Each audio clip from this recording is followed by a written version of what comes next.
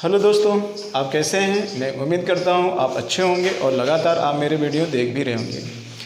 मित्रों, जैसा कि इसके पहले मैंने मूल अधिकार की टॉपिक को पूरी तरीके से समाप्त कर दिया, जो संविधान का तीसरा भाग था। आज जो हम प्रारंभ करने वाले हैं वो संविधान के चौथे भाग को प्रारंभ करने वाले हैं और यहाँ से खूब प्रश्न पूछे जाते हैं। ठीक है मित्र, ये आप चीज़ ध्यान में रखिएगा। और संविधान का चौथा भाग जो है वह है नीति निदेशक तत्व। जी हाँ, नीति निदेशक तत्व आज हमको पढ़ना है और इसको बहुत ही अच्छे तरीके से पढ़ना है। यहाँ से बहुत ही अच्छे प्रश्न पूछे जा सकते हैं, इसलिए बहुत ध्यानपूर्वक आप इसको सुनिएगा और नोट्स बनाने का भी प्रयास करिएगा। आइए मित्र, नीति निदेशक तत्व के बारे में हम देखें कि मुझे क्या पढ़ना है, कैसे पढ़ना है और कहाँ से कैसे प्रश्न पूछे जाते हैं। तो देखिए, नीति निदेशक तत्व की अगर हम बात करें, नीति निदेशक तत्व, जी हाँ, नीति निदेशक अगर हम तत्व की बात करें तो ये नीति निदेशक तत्व जो संविधान का होता है ये चौथा भाग है। कौन सा भाग है? चौथा भाग है। तो नीति निदेशक तत्व, पहली चीज़ आपको ये ध्यान में रखना होगा कि नीति निदेशक तत्व जो है यह भाग चार है, जो अनुच्छेद नंबर 36 से 51 तक है। अनुच्छेद नंबर 36 से 51 तक है। और यह लिया कहाँ से गया है तो आपको पता होना चाहिए कि यह आयरलैंड से लिया गया है। कहाँ से लिया गया है? आयरलैंड से लिया गया है। नीति निदेशक तत्व के संदर्भ में मुझे क्या पढ़ना है वो चीज़ देखते हैं। देखिए मित्र, नीति निदेशक तत्व के संदर्भ में जो चीज़ें मुझे पढ़नी है वो क्या पढ़नी है, आइए उस चीज़ के बारे में देखते हैं। नीति निदेशक तत्व में पहले हमको ये जानना है कि आखिर में नीति निदेशक तत्व है क्या, ये जानना है। फिर नीति निदेशक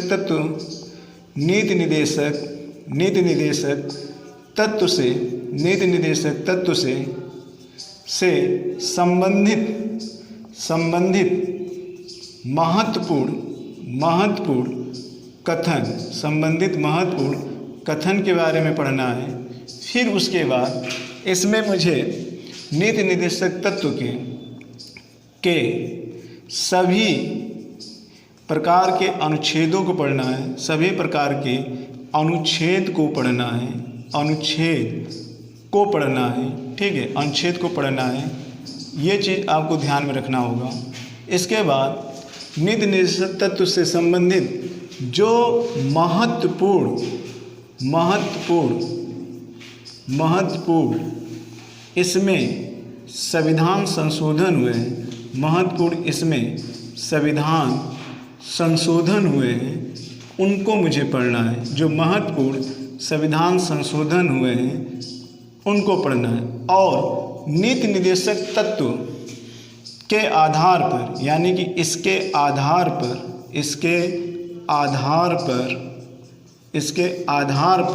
संसद के द्वारा जो अधिनियम बनाए गए हैं वो महत्वपूर्ण अधिनियम को भी हमको पढ़ना है। ठीक है, वो महत्वपूर्ण अधिनियम को पढ़ना है। ठीक है, ये सारे चीज़ों को मुझे पढ़ना है। देखिए मित्र, नीति निदेशक तत्व के अगर हम बारे में बात करें तो एक्चुअली में नीति निदेशक तत्व होता क्या है। नीति निदेशक तत्व जो है वह एक तरीके से क्या है, नीति निदेशक तत्व राज्य को भारत में एक लोक कल्याणकारी राज्य की स्थापना करने के लिए बताया गया एक कर्तव्य है। अगर हम नीति निदेशक तत्व की बात करें तो आप इस तरीके से कह सकते हैं, नीति निदेशक तत्व जो है यह राज्यों के उन कर्तव्यों को बताता है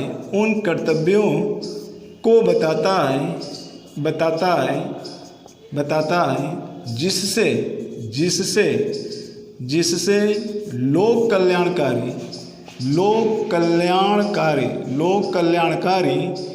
लोक कल्याणकारी राज्य की स्थापना हो सके। लोक कल्याणकारी राज्य राज्य की स्थापना हो सके यह वह कर्तव्य है।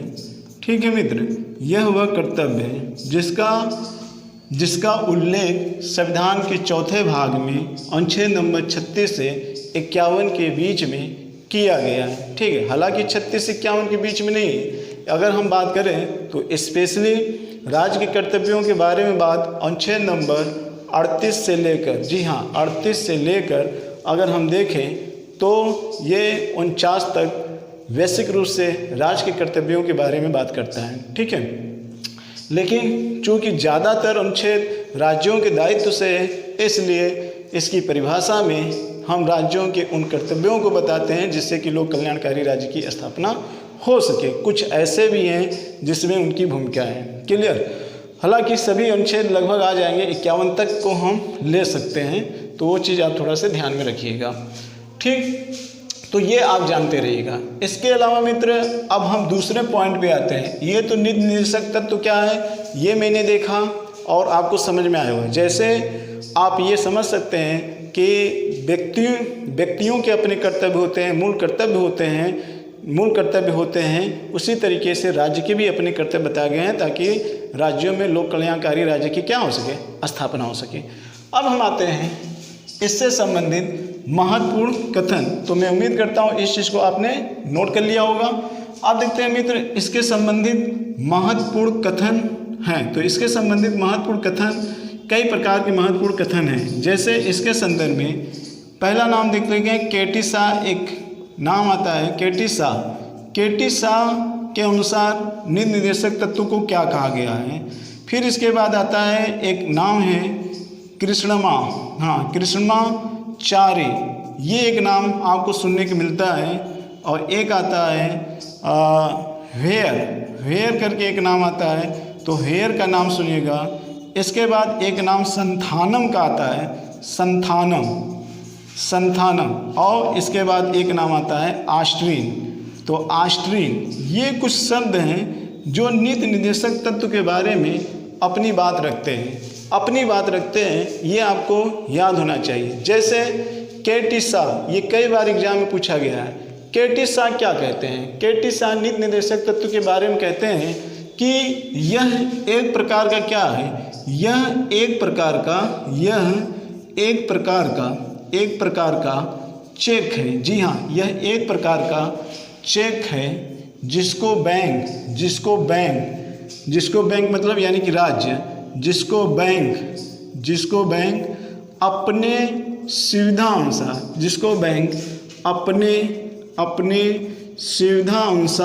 अदा करता है, ठीक है, अपने सुविधा अनुसार क्या करता है, अदा करता है। किसके द्वारा? केटी शाह के द्वारा ये बताया गया। इसके बाद कृष्णाचारी ने नीति निर्देशक तत्व को कुछ नहीं कहा, इसके कहा कि ये एक भावनाओं का कूड़ा घर है। तो भावनाओं का कूड़ा घर भी इसको बताया गया है। किसके द्वारा? कृष्णाचार्य के द्वारा। ठीक है, ये भी आप देख सकते हैं।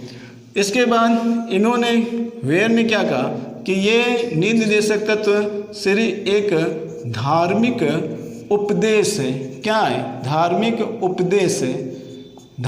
उपदेश मात्र है। किसने कहा? वेयर ने कहा। और संथानम ने क्या कहा? संथानम ने ये कहा कि नीति निर्देशक तत्व ने संविधान के तीनों अंग में टकराव की स्थिति उत्पन्न कर दिया। नीति निर्देशक तत्व ने संविधान के तीनों अंगों में क्या कर दिया मित्र? तीनों अंगों में टकराव की स्थिति उत्पन्न कर दिया। ये किसने कहा है?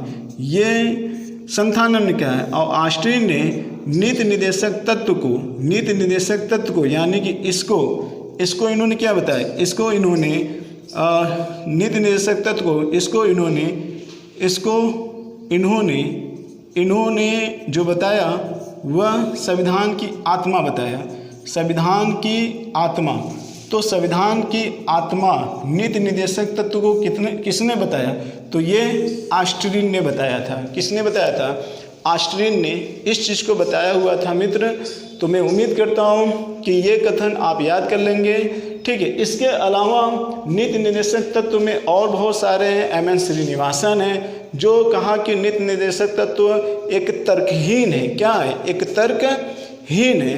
ठीक है, इसमें कोई तार्किक दृष्टिकोण नहीं पाया जाता है। एम.एन. श्रीनिवासन। ठीक, ये चीज़ ध्यान रखिएगा। देखिए मित्र, जो नीति निर्देशक तत्व है, जैसे केटी शाह ने ये कहा कि ये एक प्रकार का चेक है जो बैंक की सुविधा के अनुसार अदा किया जाना चाहिए। कहने का मतलब ये है कि इनका ये कहना है कि जब राज्य आर्थिक रूप से संपन्न होगा तब समयानुसार अपने संसाधनों का उपयोग करके लोक कल्याणकारी राज्य की स्थापना कर सकता है। इसके पहले वो कुछ नहीं कर सकता है, पहली चीज़।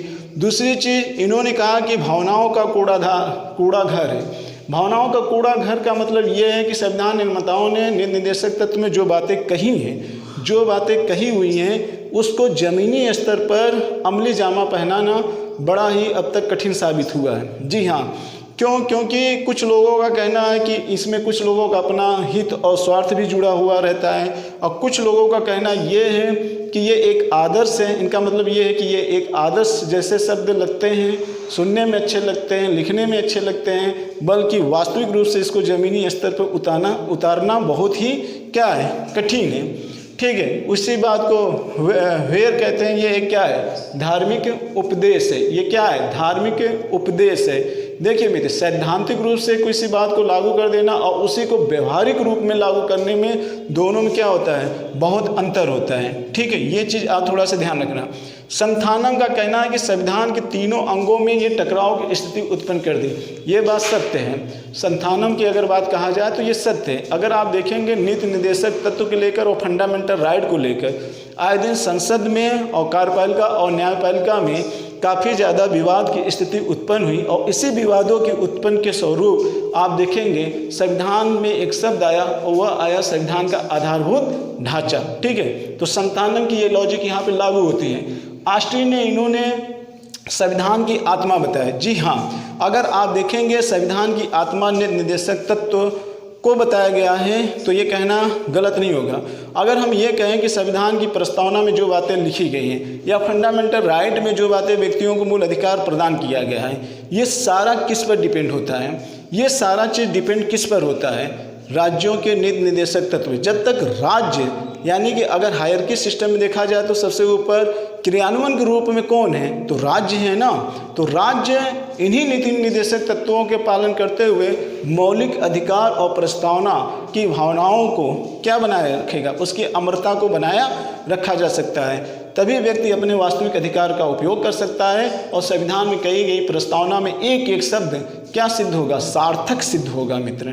ठीक है, शायद यही सोच ऑस्टिन की थी, इसीलिए इन्होंने इसको संविधान की आत्मा बताया है।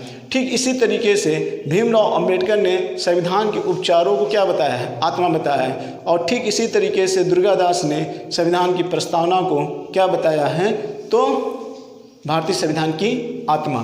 तो ये आपको समझ में आ गया होगा कि नीति निर्देशक तत्व क्या है, और नीति निर्देशक तत्व को लेकर विभिन्न प्रकार के बुद्धिजीवों की अपनी क्या क्या विचारधारा हैं। उन धाराओं का मैंने यहाँ संक्षेप में विश्लेषण किया। ये चीज़ें आपको समझ में आ गई होगी। क्लियर मित्र? अब आते हैं नीति निर्देशक तत्व के जो अनुच्छेद हैं, उन अनुच्छेदों पर एक एक करके हम चर्चा करते हैं। तो देखिए मित्र, इसमें इतनी बातें आपकी हो गई होगी, मैं उम्मीद कर रहा हूँ। अब देखते हैं आगे की चर्चा। ठीक है, इतना आप लिख लिए होंगे। ठीक है, अब हम आगे देख लेते हैं। अब देखिए, जैसे इसमें किसकी बात की गई? महत्वपूर्ण अनुच्छेद। तो देखिए, जो नीति निर्देशक तत्व में अनुच्छेद है, जो नीति निर्देशक में अनुच्छेद है, वो 3 विचारधाराओं से प्रेरित हैं। नीति निर्देशक तत्व में जो अनुच्छेद हैं 3 विचारधाराओं से प्रेरित हैं। कभी कभी ये विचारधाराओं भी पूछ देता है। 3 विचारधाराओं से क्या है? 3 विचारधाराओं से प्रेरित हैं। अब वो विचारधारा कौन कौन से हैं, किससे प्रेरित हैं, वो हम देख लेते हैं। पहले ये देख लेते हैं। जैसे अगर हम बात करें कुछ विचारधारा, इसमें से कौन कौन से हैं? जैसे कुछ विचारधारा अगर आप देखेंगे मित्र, तो इसमें जो विचारधारा है वह आपको देखने को मिल जाएगा समाजवादी विचारधारा। जी हाँ, समाजवादी विचारधारा। समाजवादी के साथ आपको आगे उदारवादी विचारधारा देखने को मिल जाएगा, और उदारवादी के आगे आप देखेंगे कि कहीं न कहीं गांधीवादी विचारधारा आपको दिख जाएगा। इसका मतलब कि नीति निर्देशक तत्वों को पालन करते हुए समाजवादी, उदारवादी और गांधीवादी जैसे विचारधाराओं को भी ध्यान में लाना होगा, ठीक है, और उसका क्रियान्वयन भी करना होगा। तो समाजवादी विचारधारा में देख लेते हैं, इसमें जो अनुच्छेद है जिसका अभी हम आगे चर्चा करेंगे, इनमें जो अनुच्छेद हैं वह 38 की बात की गई है, 39 की बात की गई है, ठीक है, 39 की बात की गई है, 42 की बात की गई है और 43 की बात की गई। ये वो प्रमुख अनुच्छेद हैं जो समाजवादी विचारधारा से संबंधित है। क्लियर। अब आते हैं उदारवादी में अनुच्छेद नंबर 44, अनुच्छेद नंबर 45 की बात कर लेते हैं। फिर अनुच्छेद नंबर देखेंगे तो 48, इसमें 48 की बात होती है। फिर 49, 50 और 51, ये वो अनुच्छेद हैं जो उदारवादी से संबंधित है। क्लियर। गांधीवादी विचारधारा से अगर हम देख लेते हैं तो इनमें जो अनुच्छेद हैं वह कौन है, 40 हैं, 46 हैं, 46 हैं, 47 हैं और 48 हैं। क्लियर। तो ये प्रमुख अनुच्छेद हैं, आप देख रहे होंगे। अब आप देख रहे होंगे कि कुछ अनुच्छेद इसमें हैं और कुछ अनुच्छेद इसमें नहीं है। इसमें एक अनुच्छेद है 40, जी हाँ 40, तो 39 के बाद 40, तो ये अनुच्छेद समाजवादी से ताल्लुक़ रखते हैं और ये अनुच्छेद उदारवादी से, और ये अनुच्छेद जो है ये अनुच्छेद गांधीवादी विचारधारा से ताल्लुक़ रखते हैं। इसका मतलब कि आपको कभी कभी ये भी एग्जाम पूछा जा सकता है कि नीति निर्देशक तत्व में वो कौन से अनुच्छेद हैं जो समाजवादी विचारधारा से संबंधित है, वह कौन से अनुच्छेद हैं जो गांधीवादी विचारधारा से संबंधित है। अभी हम इसके बारे में एक एक अनुच्छेद लेकर डिटेल में चर्चा करेंगे, लेकिन सभी प्रकार के अनुच्छेदों को पढ़ना है और ये 3 विचारधाराओं से प्रेरित थे, इस बात को भी आपको ध्यान में यहाँ पर रखना है। ठीक है मित्र। और दूसरी चीज़ यहाँ पर कुछ बेसिक बातें हैं वो भी आप ध्यान रखिए। जैसे आप इसके अलावा भी 2 अनुच्छेद और आप पढ़ते हैं अलग से, जैसे एक अनुच्छेद है 36 और एक अनुच्छेद है 37।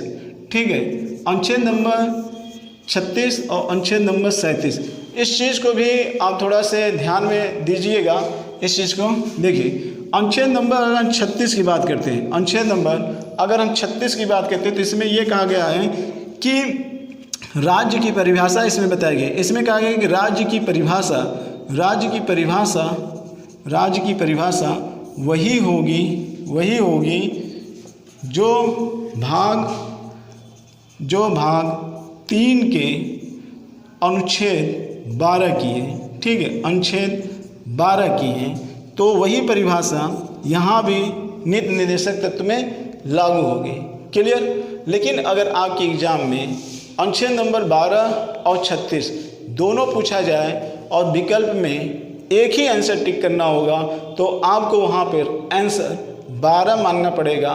क्यों मानना पड़ेगा, इस बात का स्पष्टीकरण अनुच्छेद नंबर 37 में होगा। आइए मित्र, अनुच्छेद नंबर 37 को भी हम पढ़ लेते हैं। अनुच्छेद नंबर अगर हम 37 के बारे में देखें तो इसमें कहा गया है कि नीति निर्देशक तत्व जो होगा, नीति निर्देशक तत्व अनुच्छेद नंबर 37 के तहत, अनुच्छेद नंबर 37 के तहत न्यायालय में वाद्य योग्य नहीं होगा।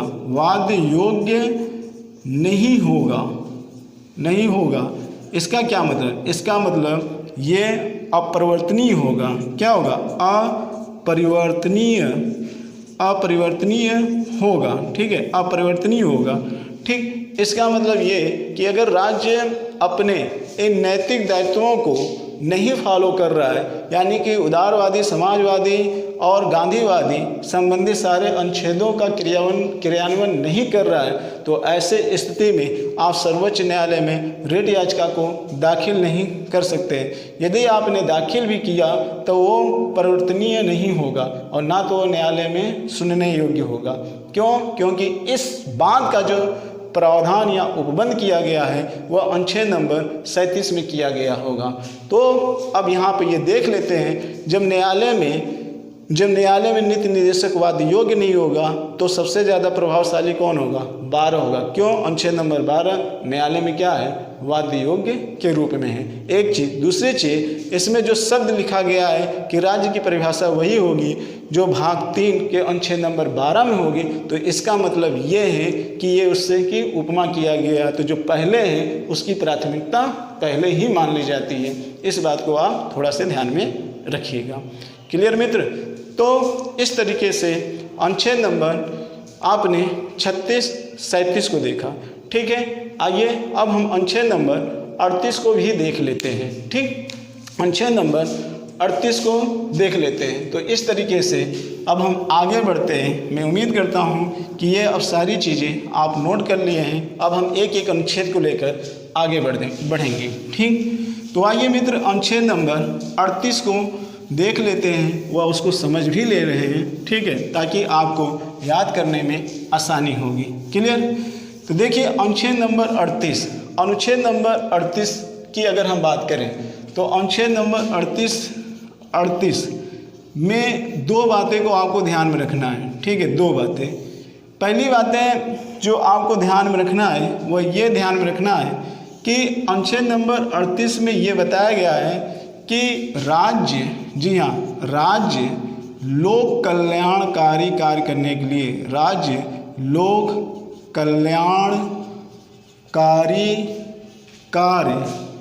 कार्य करने के लिए क्या करेगा?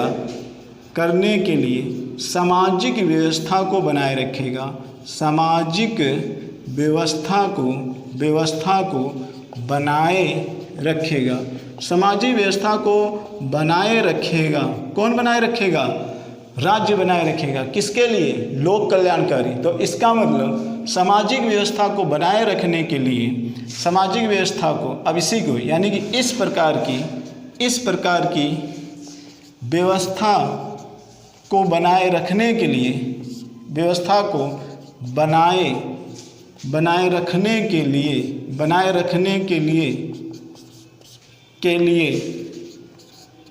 लिए क्या करना होगा? बनाए रखने के लिए 3 न्याय की बात की गई है। बनाए रखने के लिए सामाजिक, बनाए रखने के लिए न्याय करना होगा। कौन कौन से न्याय करना होगा? न्याय करना होगा या देना होगा कानून बनाकर, जिनमें से कौन कौन से हैं? जिनमें से सामाजिक,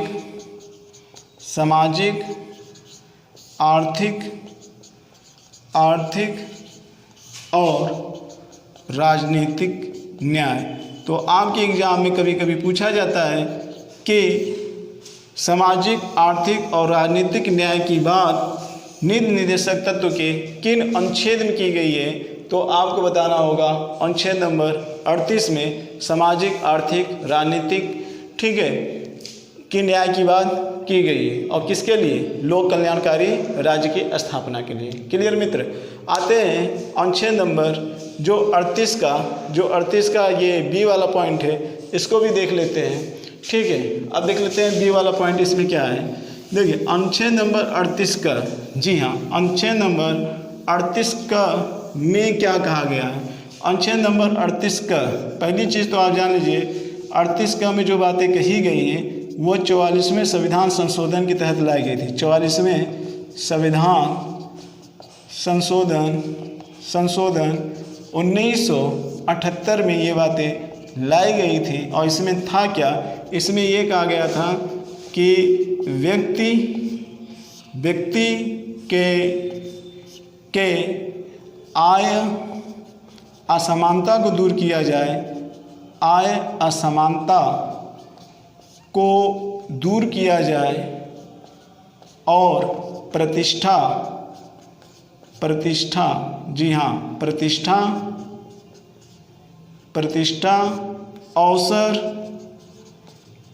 अवसर और सुविधा प्रदान किया जाना चाहिए। अवसर, प्रतिष्ठा और सुविधा प्रदान किया जाना चाहिए। ये बातें किस में कहा गया है? ये बातें अनुच्छेद नंबर 38 क में कहा गया है। ये बातें अनुच्छेद नंबर 38 क में कहा गया है, जिसको हम किस संविधान संशोधन के माध्यम से लाते हैं? जिसको हम 44वें संविधान संशोधन के माध्यम से लाए हुए हैं। क्लियर मित्र? अब आते हैं, हम देख लेते हैं अनुच्छेद नंबर 39। ठीक है, अनुच्छेद नंबर 39 वेरी मोस्ट इम्पॉर्टेंट है, यहाँ से कई बार आपके एग्जाम में पूछे जाते हैं। तो आइए अनुच्छेद नंबर 39 की हम बात कर लेते हैं। 39 की हम बात कर लेते हैं। देखिए 39 अनुच्छेद में इसको मुख्य रूप से 6 उपक्लाजों में बांटा गया है। कितने उपक्लाज में? 6 खंडों में आप कह सकते हैं बांटा गया है। ठीक है, तो 6 खंड कौन कौन से हैं? जैसे कि अब यहाँ पे हम चर्चा कर लेते हैं। ठीक, यहाँ पे देख लेते हैं।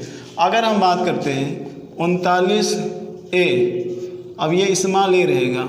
ठीक है, 39A इसमें क्या कहा गया है? इसमें ये कहा गया है, बेसिक शब्दों की मैं बात करूँगा, बेसिक शब्दों के लिए। इसमें ये कहा गया है कि राज्य का ये कर्तव्य बनता है कि लोगों के लिए आजीविका, हाँ आजीविका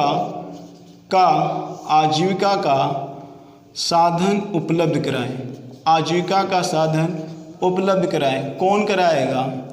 कौन कराएगा? राज्य कराएगा। दूसरा 39B में ये कहा गया है कि भौतिक संसाधन, जी हाँ, भौतिक संसाधनों पर स्वामित्व व नियंत्रण को हटाया जाना, किसमें कहा गया है? ये बी 39C में देख लेते हैं मित्र। 39C में ये कहा गया है कि आर्थिक गतिविधियों को संचालित करने के लिए उत्पादन व धन के केंद्रीकरण व्यवस्था को रोकना,